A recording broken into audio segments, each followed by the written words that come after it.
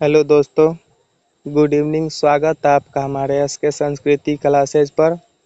आज हम क्लास 10 का केमिस्ट्री चैप्टर 1 रासायनिक अभिक्रियाएं और समीकरण का जितना भी लघु उत्तरीय प्रश्न है सबको देखने वाले हैं।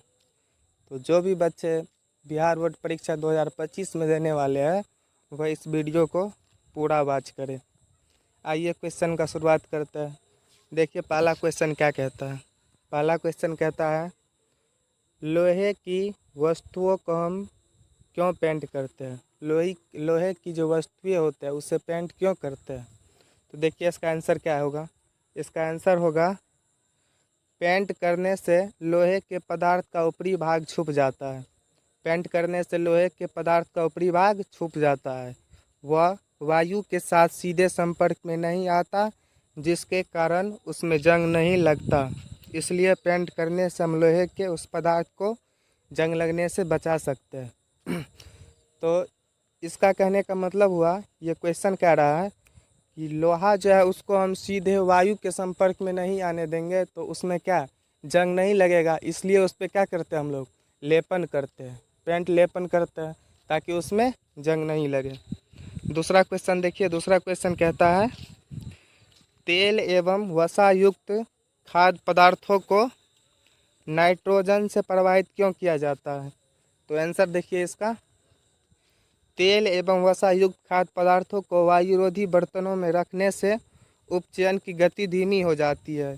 तेल एवं वसा युक्त पदार्थ को नाइट्रोजन से भी इसीलिए युक्त किया जाता है ताकि उसमें उपचयन न हो सके। तो आशा करते हैं कि क्वेश्चन जो भी बताए होंगे आप लोग बहुत अच्छे से समझे होंगे।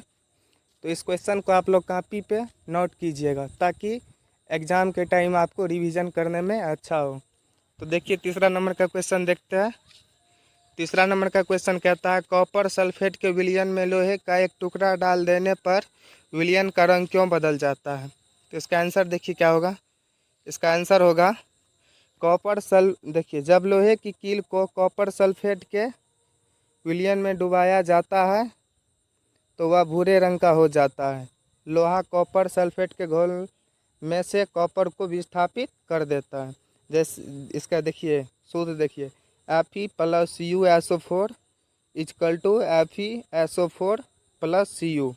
आशा करते हैं ये भी क्वेश्चन आप लोग बहुत अच्छे से समझे होंगे। इसके बाद आइए अगला क्वेश्चन देखते हैं। चौथा नंबर का क्वेश्चन देखिए उत्प्रेरक से आप क्या समझते हैं। बोलते हैं उत्प्रेरक से आप क्या समझते हैं। तो जैसे हम बता रहे हैं ऐसे ही लिखिएगा। इसका आंसर देखिए वैसे पदार्थ जो स्वयं रासायनिक प्रतिक्रिया में भाग नहीं लेते हैं लेकिन प्रतिक्रिया के वेग को बढ़ाते या घटाते हैं उसे उत्प्रेरक कहते हैं। जैसे आप ही उत्प्रेरक की उपस्थिति में बेंजीन के हाइड्रोजन परमाणु का क्लोरीन परमाणु द्वारा प्रतिस्थापित इजकल टू देखिए C6H6+Cl2 is equal to C6H5Cl+HCl। Benzene plus chlorine is equal to chlorobenzene plus hydrogen chloride. तो आशा करते हैं जो भी क्वेश्चन बताए आप लोग इससे अच्छे से समझे होंगे। देखिए 5वां नंबर का क्वेश्चन क्या कहता है वायु में जलाने से पहले मैग्नीशियम रिबन को साफ क्यों किया जाता है। इसका आंसर देखिए यदि मैग्नीशियम रिबन नम वायु के संपर्क में रहता है तो उस पर सफ़ेद रंग की मैग्नीशियम ऑक्साइड की परत जम जाती है। यह परत मैग्नीशियम के जलने में अवरोध पैदा करती यानी रुकावट पैदा करती है। इसलिए मैग्नीशियम रिबन को पहले रेगमार से साफ किया जाता है, उसके बाद इसको जलाया जाता है तो ये वायु में अच्छे से जलते हैं। छठा नंबर का क्वेश्चन देखिए क्या कहता है। छठा नंबर का क्वेश्चन कहता है प्रतिस्थापन अभिक्रिया क्या है। प्रतिस्थापन अभिक्रिया क्या है। देखिए प्रतिस्थापन अभिक्रिया क्या है। वह रासायनिक अभिक्रिया जिसमें अधिक अभिक्रियाशील धातु अपने से कम अभिक्रियाशील धातु को यौगिक के विलयन या गलित अवस्था से विस्थापित कर देती है उसे प्रतिस्थापन अभिक्रिया कहते हैं। जैसे Fe+CuSO4 इजकल टू FeSO4+Cu। उसके बाद आइए अगला क्वेश्चन देखिए। नहीं देखिए इसका इस रासायनिक अभिक्रिया में Fe जो कि अधिक अभिक्रियाशील है Cu की अपेक्षा, Cu की अपेक्षा है फिर क्या अधिक क्रियाशील है, Cu की अपेक्षा उसे विस्थापित कर उसके स्थान पर स्वयं को प्रतिस्थापन कर रहा है। उसके बाद आइए देखिए अगला क्वेश्चन 7वां नंबर का क्वेश्चन क्या कहता है, वियोजन अभिक्रिया से आप क्या समझते हैं, वियोजन अभिक्रिया से आप क्या समझते हैं ये बताइए। तो देखिए वियोजन अभिक्रिया से आप क्या समझते हैं, इसका आंसर देखिए, वियोजन अभिक्रिया जब एक बड़ा यौगिक टूटकर दो या दो से अधिक यौगिक में परिणत हो जाता है तो वैसी अभिक्रिया वियोजन अभिक्रिया कहलाती है। जैसे 2KClO3 is equal to 2KCl plus 3O2, क्या होगा 3O2। उसके बाद आइए अगला क्वेश्चन देखिए क्या कहता है, 8वां नंबर का क्वेश्चन कहता है, क्या कहता है, संतुलित रासायनिक समीकरण क्या है, रासायनिक समीकरण को संतुलित करना क्यों आवश्यक है, कोई जो रासायनिक समीकरण है उसको संतुलित करना क्यों आवश्यक है। तो देखिए क्या होगा इसका आंसर, संतुलित रासायनिक समीकरण वह है जिसमें अभिकारकों और उत्पादों में विभिन्न तत्वों के परमाणुओं की संख्या समान होती है।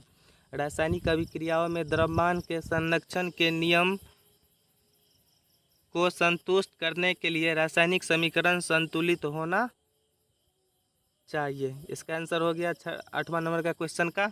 इसके बाद अगला क्वेश्चन देखिए 9 नंबर का क्वेश्चन क्या कहता है, 9 नंबर का क्वेश्चन कहता है, ऊष्माक्षेपी एवं ऊष्माशोषी अभिक्रिया का क्या अर्थ है, ये दोनों का अर्थ क्या बताने के लिए बोलता है। तो देखिए इस पहले लिखेंगे ऊष्माक्षेपी अभिक्रिया, तो ऐसी अभिक्रिया जिनमें ऊष्मा निकलती है उसे ऊष्माक्षेपी अभिक्रियाएं कहलाती है।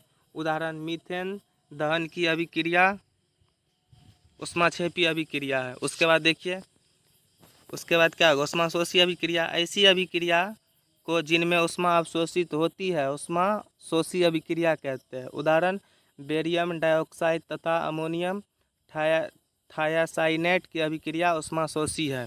उसके बाद आइए अगला क्वेश्चन देखते हैं 10वां नंबर का। 10वां नंबर का क्वेश्चन देखिए क्या कहता है, देखिए जितना भी क्वेश्चन बता रहे हैं सब क्वेश्चन VVI है, तो प्लीज़ वीडियो को पूरा देखिएगा और वीडियो अच्छा लगे तो प्लीज़ हमारे चैनल को सब्सक्राइब ज़रूर कीजिएगा, आपको ऐसे ही वीडियो आगे मिलते रहेंगे।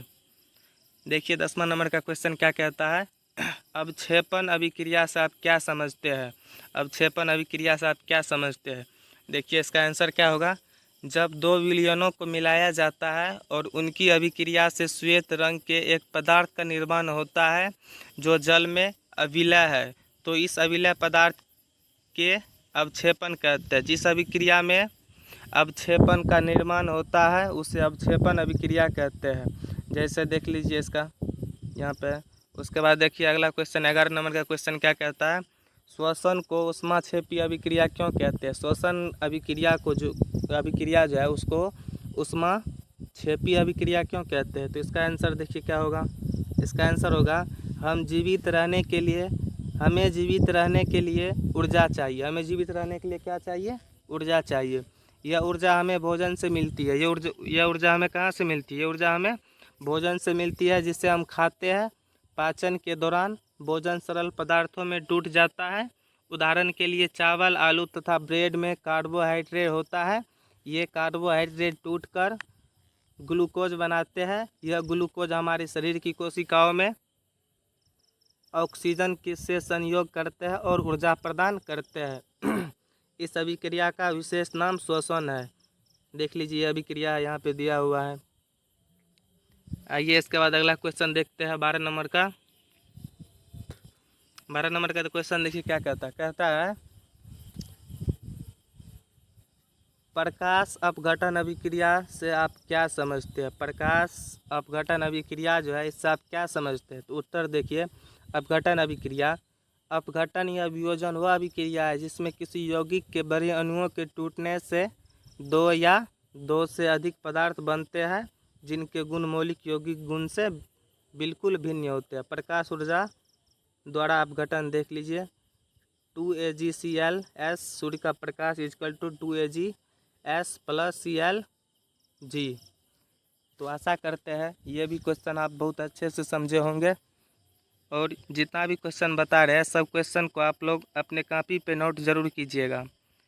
सब जितना क्वेश्चन बता रहे हैं सब VVI क्वेश्चन है, उसके बाद अगला क्वेश्चन देखिए 13 नंबर का क्वेश्चन क्या कहता है।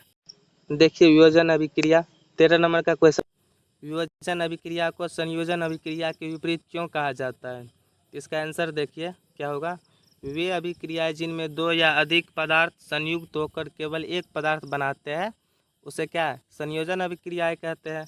तथा वे अभिक्रियाएं जिनमें यौगिक दो अधिक सरल पदार्थों में टूटता है वियोजन अभिक्रियाएं कहलाती है। तो वियोजन अभिक्रिया संयोजन अभिक्रिया के बिल्कुल क्या है, विपरीत है, उल्टा है ना। उसके बाद अगला क्वेश्चन देखिए 14 नंबर का क्वेश्चन क्या कहता है। कहता है रासायनिक अभिक्रिया से आप क्या समझते हैं। रासायनिक अभिक्रिया से आप क्या समझते हैं। तो इसका आंसर देखिए, जब कोई रासायनिक परिवर्तन होता है तो हम कहते हैं कि रासायनिक अभिक्रिया हुई है। जैसे भोजन पकाना, अंगूर का किण्वन तथा सांस लेना आदि ये सभी क्रियाएँ रासायनिक अभिक्रिया के कारण संपन्न होती है। उसके बाद अगला क्वेश्चन देखिए, संतुलित और असंतुलित समीकरण में क्या अंतर है। ये अंतर बताने के लिए बोल रहे हैं। तो आइए देखते हैं इसका आंसर। इसका आंसर देखिए, रासायनिक समीकरण में तीर के दोनों और उपस्थित तत्वों में परमाणु की संख्या समान होनी चाहिए। ऐसे समीकरण को संतुलित समीकरण कहते हैं। ऐसे समीकरण जिसमें अभिकारक और प्रतिफल तीर के चिन्ह के साथ दर्शाए गए हैं किंतु तीर चिन्ह के दोनों ओर उपस्थित परमाणु की संख्या समान नहीं हो तो उसे क्या कहेंगे, असंतुलित समीकरण कहेंगे ना। तो आइए अगला क्वेश्चन देखते हैं 16 नंबर का क्वेश्चन। देखिए 16 नंबर का क्वेश्चन क्या कहता है। बोलता है क्या शोषण एक ऊष्माक्षेपी अभिक्रिया है, इसे स्पष्ट कीजिए। तो ऐसे ही स्पष्ट करना है। देखिए इसका आंसर क्या होगा। ये क्वेश्चन हुआ, इसका आंसर देखिए नीचे में दिया हुआ है। इसका आंसर क्या होगा देखिए, सभी वस्तुओं को जीवित रहने के लिए ऊर्जा की आवश्यकता होती है। यह ऊर्जा हमें भोजन से प्राप्त होती है। पाचन क्रिया के समय खाद्य पदार्थों छोटे छोटे टुकड़ों में टूट जाते हैं। जैसे चावल, आलू, ब्रेड में कार्बोहाइड्रेट होता है ना। इस कार्बोहाइड्रेट के टूटने से ग्लूकोज प्राप्त होता है और ग्लूकोज हमारे शरीर की कोशिकाओं में उपस्थित ऑक्सीजन से मिलकर हमें ऊर्जा प्रदान करता है। इस अभिक्रिया का विशेष नाम श्वसन है। अतः श्वसन भी एक क्या, ऊष्माक्षेपीय अभिक्रिया है। क्या ऊष्माक्षेपीय अभिक्रिया है ना। उसके बाद अगला क्वेश्चन देखिए 17 नंबर का क्वेश्चन क्या कहता है। 17 नंबर का क्वेश्चन कहता है संक्षारण से आप क्या समझते हैं। क्या आप दैनिक जीवन में इनके प्रभाव को देख सकते हैं। ये क्वेश्चन है बोल रहा है। और क्वेश्चन का आंसर देखिए, देखिए आंसर, आप जानते हैं कि लोहे की बनी हुई नई वस्तु चमकीली होती है। कुछ दिन बाद वायु में छोड़ दिए जाने पर इसकी सतह पर लालिमा युक्त भूरे रंग की परत चढ़ जाती है। इस प्रक्रिया को लोहे पर जंग लगना कहा जाता है। यह अभिक्रिया अन्य धातुओं की परतों पर भी होती रहती है और उनका रंग बदलता है। जब कोई धातु अपने आसपास अम्ल आदर्त आदि के संपर्क में आती है एवं संक्षारित हो जाती है तब इस प्रक्रिया को संक्षारण कहते हैं। संक्षारण के कारण लोहे की बनी वस्तुएं खराब हो जाती है। किसके कारण होती है, संक्षारण के कारण ही लोहे से बनी वस्तुएं खराब हो जाती है। ये क्या हुआ, इससे ऑब्जेक्टिव हो गया। ऑब्जेक्टिव इससे पिछले वाले वीडियो में ऑब्जेक्टिव इसका पूरा क्लियर कर दिया। अगर आप वीडियो नहीं देखे हैं ऑब्जेक्टिव वाले तो जाके प्लेलिस्ट में देख लीजिएगा। अगला क्वेश्चन देखिए क्या कहता है 18 नंबर का क्वेश्चन।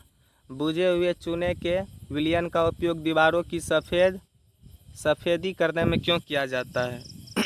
बुझे हुए चूने जो होते हैं विलयन का उपयोग सफ़ेदी करने में क्यों किया जाता है बताइए। तो इसका आंसर क्या होगा। देखिए इसका आंसर होगा कैल्शियम हाइड्रोक्साइड वायु में उपस्थित कार्बन डाइऑक्साइड के साथ धीमी गति से अभिक्रिया करके दीवारों पर कैल्शियम कार्बोनेट की एक पतली परत बना देता है। सफ़ेदी करने के 2-3 दिन बाद कैल्शियम कार्बोनेट का निर्माण होता है और इससे दीवार पर चमक आ जाती है। यही कारण है कि बुझे हुए चूने के विलयन का उपयोग दीवार पर सफ़ेद करने में किया जाता है।